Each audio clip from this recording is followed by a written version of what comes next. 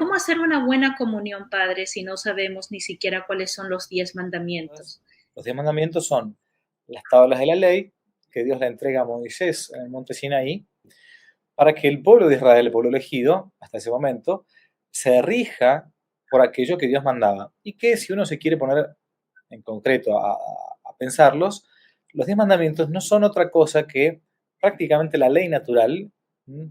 Inscrita en el corazón de todos los hombres, que Dios lo pone sobre tablas para que uno no se olvide, para que el pueblo de Israel, que venía del pueblo de Egipto, que va a estar mezclado con las costumbres y prácticas babilónicas. En cuanto al lugar iba, el pueblo de Israel traicionaba. Eso es lo que sucedía y es lo que muchas veces Dios les reprocha en el Antiguo Testamento.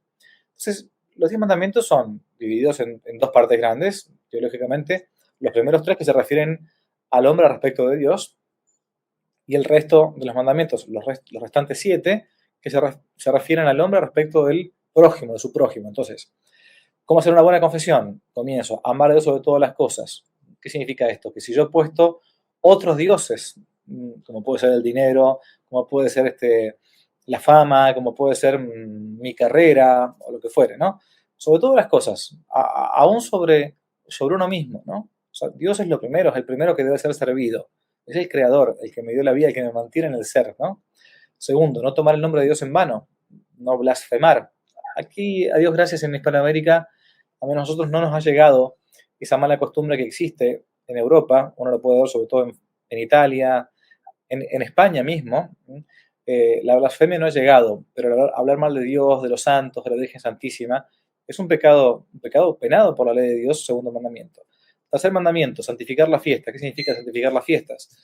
Que ciertos días en el año uno debe acordarse de parte de lo que Dios ha mandado de el domingo, el día del Señor, sobre todo Dominicus, el día 10 Domini, debe recordar que así como Dios descansó en el séptimo día, nosotros no solamente tenemos que descansar, sino aprovechar ese día para dar culto al Dios verdadero. Por eso es que la iglesia nos manda que los domingos o fiestas de precepto, o fiestas también de guardar, como se le llama, nos acerquemos a la Santa Misa, el sacrificio incruento de nuestro Señor Jesucristo que se ofrece en los altares, al igual que el mismo sacrificio de la cruz que se ofrece de modo incruento. Esos tres mandamientos son los mandamientos de la ley de Dios que se refieren a mi relación con Dios, ¿no? Bien, y esos son los mandamientos, por cierto, que en el caso de no cumplirlos o de incumplirlos voluntariamente, como eso es el pecado, voluntariamente, con plena advertencia, será algo contra la ley de Dios. Estos tres mandamientos, por lo general, no admiten, como se dice en la moral, no admiten parvedad de materia. ¿Qué significa? Que son siempre pecado grave, ¿no? Parvedad significa parvus en latín pequeño. Son pecado mortal. Es decir, si yo falto a misa un domingo pudiendo ir, ¿no? No porque justo estoy enfermo, porque justo una situación que es extraordinaria, lo que fuere, bueno, y pudiendo ir, no voy por desprecio, por pereza, lo que fuere, estoy cometiendo un pecado contra el tercer mandamiento. Si yo blasfemo, hablo mal de Dios voluntariamente, queriendo con mis palabras, no solamente ofender, sino escandalizar, también cometo un pecado grave. El resto de los mandamientos. Cuarto mandamiento, honrar padre y madre. Dado que son los que nos han dado la vida, ¿no? Los que son dueños de nuestra vida, el dueño de nuestra vida es Dios, pero ellos son, mientras somos chicos, al menos los administradores de esa vida. Mientras ellos estén vivos, debo darles ese respeto filial, esa obediencia filial que le debo a mis padres, siempre y cuando no manden nada contra la ley de Dios o la ley natural, digamos, ¿no? Si un padre manda a robar a su hijo, no tengo que obedecerlo, eso va de suyo. Pero bueno, mientras estén vivos, debo dar ese respeto y esa obediencia filial. Cuando son ya grandes ellos, debo sobre todo cuidarlos en sus necesidades cuando son más viejitos. Y cuando ya no están en esta vida porque han fallecido, tengo yo un cierto deber en justicia de rezar por ellos, en lo posible puedo encargar misas por ellos, bien, en fin. Quinto mandamiento, no matar. No matar, claro, no matar injustamente. Si un soldado mata en guerra justa a otro, en realidad no está buscando la muerte del otro per se directamente, sino de modo indirecto para salvar su propia vida, salvar su familia, salvar su patria. Bueno, tiene que repeler al agresor y en esa represión del agresor se implica muchas veces la muerte. El no matar, el quinto mandamiento es no matar de modo injusto, a un Y inocente, a un... en el Diga. caso, en el caso del aborto, el quinto mandamiento es no matarás. El quinto mandamiento claramente está condenado, no solamente está condenado por la ley de Dios en el quinto mandamiento, sino que ciertos pecados, con ciertos pecados la iglesia incluso les coloca una pena anexa por la gravedad de ese pecado y para salvaguardar el derecho, en este caso, de un tercero. Este tercero es el niño por nacer, digamos, ¿no? Por lo tanto, en el caso del aborto, si la persona sabe lo que está haciendo, es consciente, lo hace de modo libre y tiene cierta edad, que más o menos en el código se estipula a los 18 años, y sabe a su vez que hay una pena anexa a ese pecado de aborto, esa persona puede llegar a caer en lo que se conoce como la excomunión. Es decir, que no puede acercarse nuevamente a los sacramentos de la iglesia sin antes haberse levantado la pena merecida por ese pecado que es la excomunión. Hace falta ser consciente de que hay una pena, ¿no? Que hay una pena grave respecto de este pecado. Pero Una sí, pregunta, claro, dígame. eh, disculpa, ¿qué piensas de los políticos, presidentes? Tenemos el caso ahora del presidente de este país, el señor Biden, que Sí. dice que es católico practicante, pero él desde su campaña se mostró a favor del aborto. Entonces él no juzga, pero Conozco el, conozco el tema de Biden, no deberían, como yo conozco a algunos obispos en Estados Unidos, no deberían darle la comunión a ese hombre hasta tanto no se retracte. Claramente, eso es no solamente por lo que implica el aborto, sino también por el escándalo público que causa. Una cosa es un pecado oculto que uno puede hacer en su casa y nadie lo ve, o con sus vecinos y nadie lo ve, otra cosa es un pecado público, como en el caso de un presidente de la nación, como puede ser Estados Unidos, Norteamérica, que encima de todo tenga el total desparpajo de ir a comulgar sabiendo que está en contra de lo que manda la iglesia, ¿no? Eso es, para mí es más que claro. Me parece inaudito que un sacerdote o un obispo de Estados Unidos o quien sea le dé la comunión a este hombre. ¿qué piensa de los católicos, padre? Y a mí me ha tocado también, yo pienso que como católica, como practicante, uno no puede votar por estos políticos, ¿no? Sabemos que la vida es primordial. Hay que defender la vida con nuestro voto es muy importante. Muchas veces critican que porque me meto en la política, pero nuestro voto es importante. ¿Qué piensa de las personas católicas que votan a favor de estos candidatos? Y no lo digo solamente en Estados Unidos, lo digo también lo que está pasando en nuestros países. Sí, bueno, uno como sacerdote da los principios, ¿no? Después hay gente que claramente puede cometer una cooperación al pecado de otro, como puede ser dando el voto. Hay que ver después también la subjetividad de esa persona, si en su conciencia sabe realmente que está cooperando o cree que simplemente está votando no por el aborto, sino porque es un mal menor o por lo que fuera que tiene su conciencia. No es tan sencillo el alma humana, entonces tampoco uno no puede decir directamente si Ujú, una persona vota por un candidato que entre su plataforma está el tema del aborto, o el aborto, o no solamente el aborto, la ideología de género, exacto. la guerra injusta, ¿no? Hay muchas cosas en este punto. No solamente porque nuestro catolicismo no se resume solamente al tema de la vida. Esto es muy importante. O sea, no es una bandera súper importante, pero no es la única. O sea, uno dice, bueno, si un gobernante plantea que en el sistema educativo que quiere instaurar dentro del programa de educación nacional, a los chicos se les enseña, no solamente, saquemos el tema de ideología de género, se les enseñan mentiras históricas. A ver, de algún modo, y yo sé eso, y yo sé que están haciendo eso. Sí. También uno podría decir, también estaría cooperando en eso. Pero bueno, es un poco complejo decir así, dogmatizar, obviamente no se puede en este ámbito, pero si una persona, para ser un poco más preciso, sabe que votando a un candidato pro aborto, estoy dando la posibilidad de que llegue a la presidencia, obviamente, si estoy a favor del aborto y encima lo voto, estoy cooperando de modo formal. Por lo tanto, probablemente también caiga yo en ese pecado, ¿no? Y a su vez en esa pena. Ahora, si solamente la votación mía es en realidad para evitar que dos candidatos pro aborto, bueno, uno es menos malo que el otro. Entonces prefiero que bueno, ahí entra toda la casuística moral, que es un poco largo de definir, ¿no? Perfecto. El sexto mandamiento, padre. Sexto mandamiento es el que tiene, el que por muchas razones es el mandamiento que hay gente que entendiendo que no puede cumplirlos, es por eso que se aleja de la iglesia, ¿no? El sexto mandamiento va de la mano prácticamente con el noveno mandamiento, que uno dice el sexto, no cometer actos impuros, y el noveno mandamiento dice no desear la mujer o el varón de tu prójimo, ¿no? De vuelta, como yo decía antes, los mandamientos de la ley de Dios no son irracionales, no son antinaturales. El sexto mandamiento nos manda a que por medio de la razón, iluminada por la fe, ordenemos nuestras pasiones, en concreto las pasiones que se llaman así en filosofía de nuestro apetito concupiscible, ¿no? Dios ha puesto dos acciones dentro del ámbito humano para que justamente el hombre no se olvide de realizarlas, que además de ser acciones del hombre, traen aparejado, traen de la mano un placer. Fíjense, perdón, para que el hombre no se olvide que tiene que mantener su propia vida, su Ujú. propio ser corpóreo, nos puso en lo que uno está haciendo ahora, tomándose un café o comiéndose un asado o un taco, lo que sea, nos puso a su vez un aditivo más que es el placer. Para que si fuese horrible comer, y nadie, nadie comería y nos moriríamos de inanición, ¿no? Y lo mismo pasa con la generación de la prole, la generación de la propia especie, ¿no?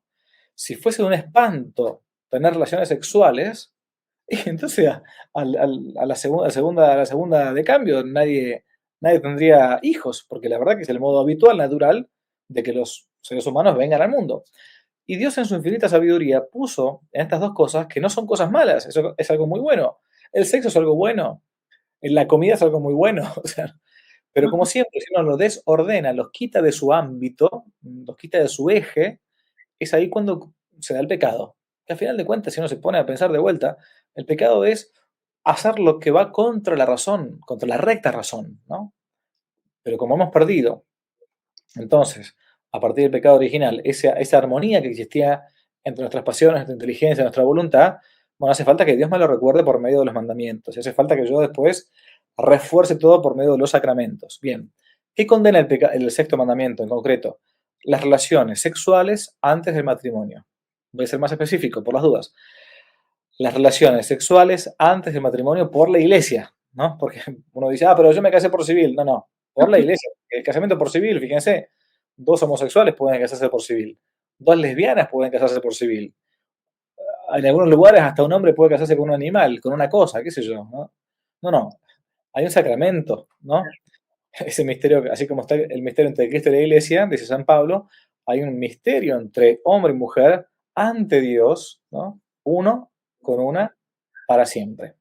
Por lo tanto, las acciones previas al matrimonio que eh, varón y mujer realicen, no una muestra de afecto buena, un beso, un abrazo, una caricia normal, digamos, muestras normales de afecto entre novio y novia, no va a estar como si fuera con una especie de chaleco de fuerza, digamos, puesto, no, es mi novio, es mi novia, digamos, ¿no? Pero aquella, sobre todo la relación sexual consumada y las caricias que ya pasan de ser una mera afectividad y comienzan a ser una especie de juego erótico, van contra este sexto mandamiento que es no cometer actos impuros. El Padre, noveno, perdón, dígame. le tengo una pregunta del doctor Cecín, médico Sí. argentino. Dice, muchas parejas conviven antes de casarse. ¿Qué puede significar esto ante los ojos de Dios? Bueno, mire, a ver, muchas parejas ni siquiera saben, lo digo por experiencia, ni siquiera saben que convivir teniendo relaciones como si fuera marido y mujer. Vamos a ser más claros. Muchas parejas ni siquiera saben que convivir antes del matrimonio como si fueran marido y mujer, no saben ni siquiera que sea un pecado, ¿no? No lo saben. ¿Por qué? Porque, bueno, porque han tenido una paupérrima catequesis, porque se escudan en que, bueno, todo el mundo lo hace, entonces, ¿cómo va a estar mal si todo el mundo lo hace? ¿No? Eh, pero, a ver, si saben que eso está condenado por la ley de Dios, no por los curas, sino por los mandamientos, a eso me refiero, no por los 10 mandamientos. Uno de los mandamientos es ese, el sexto. Entonces, bueno, cometen un pecado grave, un pecado mortal, ¿no? A su vez también son pecados contra la pureza los cometidos no solamente en compañía de otro o de otra, sino los cometidos en soledad.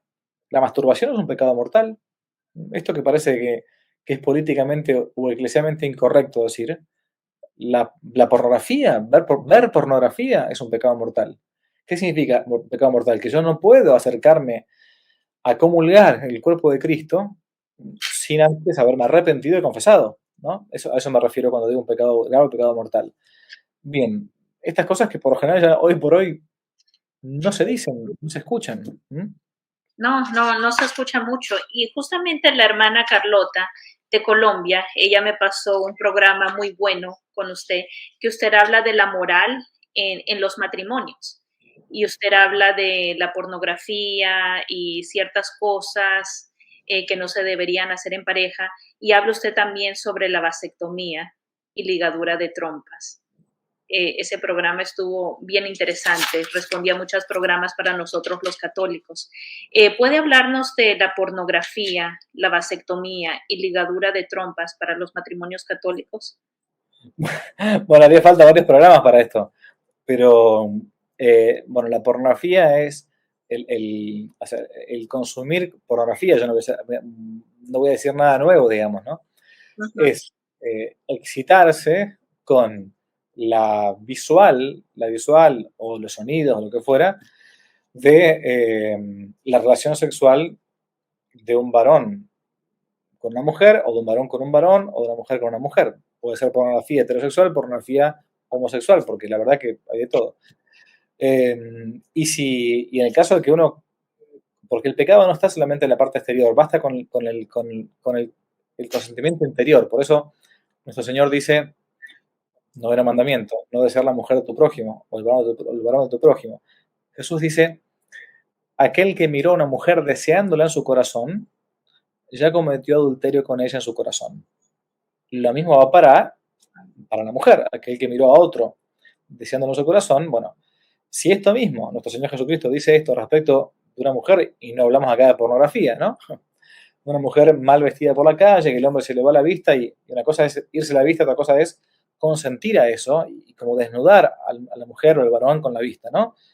Acá decimos una frase muy, muy coloquial, muy de la calle, que es hacerse la cabeza, ¿no? Hacerse la cabeza significa eso, ¿no? Acá se dice hacerse los ratones, ¿no? Con una persona. Bueno, ahí ya cometió adulterio en su corazón. Si eso sucede con alguien normal, como decía Jesús, ¿no? Mucho más con la pornografía. En cuanto a la ligadura de trompas y la vasectomía, son dos métodos artificiales de la posibilidad de que venga vida en una relación sexual. Entendido esta relación sexual, obviamente, entre marido y mujer casados por la iglesia. Porque si ya de entrada esa relación sexual no es de un matrimonio católico, bueno, ya por lo menos, por lo pronto, hay pecado de fornicación, se llama así. La Sí. relación sexual consumada fuera del matrimonio se llama fornicación, y si una persona está casada, aparte de fornicación, puede ser fornicación y adulterio. Son dos pecados distintos. En el caso del DIU o de la vasectomía, son modos de intentar evitar ese doble significado del acto conyugal completo, lo llamaba así, la Humanevite, lo llamaba también así después Juan Pablo II, en sus documentos, entre otros familiares consorcio, que intentan buscar puramente la unión entre varón y mujer placentera, evitando de todos los modos posibles, en este caso de modo artificial, la posibilidad de que pueda llegar a venir vida, de que anide en su momento el embrión en el útero, en el caso del DIU, o de que simplemente el esperma del varón, vasectomía, no pueda fecundar el óvulo, ¿no? En ambos casos son pecados contra la vida, ¿no? Aunque no sean pecados directamente, en algún caso, en el caso del DIU puede ser que algunos sean, o prácticamente muchos se plantea que son abortivos, ¿no? Porque expulsan directamente al embrión. No dentro de este tema, no es mi especialidad, así que no quiero meterme demasiado. Eh, pero lo cierto es que buscan positivamente evitar la posibilidad de la vida. Y por eso están desvinculando uno de los dos fines, a su vez también del matrimonio, o de los llamados significados, que es la potencia o la posibilidad de engendrar vida. Claro. Nos quedamos, bueno, el sexto mandamiento, falta el séptimo, el octavo, el noveno y el décimo. Estamos en el séptimo. El séptimo mandamiento es el que cometen los políticos. El séptimo mandamiento es no robar, ¿no? Bueno, no todos los políticos. Hay algunos políticos que no roban, ¿cierto? Bueno, por lo menos en mi país. Eh, el séptimo mandamiento implica que uno no puede quedarse. Bueno, a ver, respecto Estamos haciendo todo muy rápido. Yo, si uno quiere ver un poco más en detenimiento de mandamientos, yo siempre recomiendo o el catecismo, claramente, o si no, un opúsculo, un librito muy cortito de Santo Tomás de Aquino, que son los mandamientos comentados. Santo Tomás explica en una cuaresma que él predicó en Nápoles, allá por el siglo XIII, antes de morir, predica una cuaresma, los mandamientos, el credo y el Pater Noster, el Padre Nuestro. Vale la pena que lo conozcan. Y si no, el catecismo.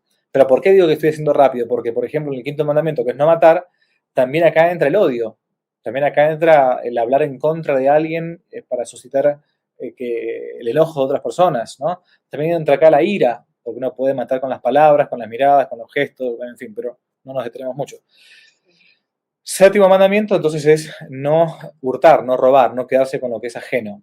Ese no tiene mucha explicación para dar, es bastante obvio, bastante de derecho natural que nadie, así como no me gusta que me quiten las cosas propias, no debo quitar yo las ajenas. Octavo mandamiento, no levantar falso testimonio ni mentir. La mentira, el que levante la mano a uno que diga que le gusta que le mientan, no estaría mintiendo si me dijese eso, habitualmente no sucede, o sería un enfermo. Y por último, bueno, el noveno ya lo dijimos, el décimo mandamiento es no codiciar los bienes ajenos, ¿no? La envidia, el hecho, no solamente, ay, qué lindo que está aquello, me gustaría tenerlo, sino el hecho de decir, entristecerse por el bien del prójimo, eso es en concreto el pecado de la envidia, ¿no? O de la codicia de los bienes del prójimo. Bien, estos son los mandamientos de la ley de Dios. Después de esto se derivan pecados y a su vez, para trabajar en contrario, virtudes, ¿no? La virtud de la justicia, respecto de Dios y de los hombres, en los primeros mandamientos o en el cuarto mandamiento, dar a cada uno lo que le corresponda. A mis padres les corresponde el honor debido, el respeto debido, en fin, bueno, por eso la virtud de la justicia, la virtud de la fortaleza, en el caso de no responder al mal con el mal, sino con el bien, bueno, y así sucesivamente. Pero son cosas que sirven a la pregunta inicial que usted me hacía para poder confesarse, porque si no, ¿de qué me voy a confesar yo? Cuando me voy a confesar, ¿qué voy a decir? Como esa gente que dice, yo padre, yo no mato ni robo. Exacto, exacto. Pero escúcheme, usted nunca habló mal del prójimo, usted nunca fue impaciente, usted a veces no se olvida de ocuparse de sus padres, usted a veces no le ha faltado respeto a sus hijos, o al revés.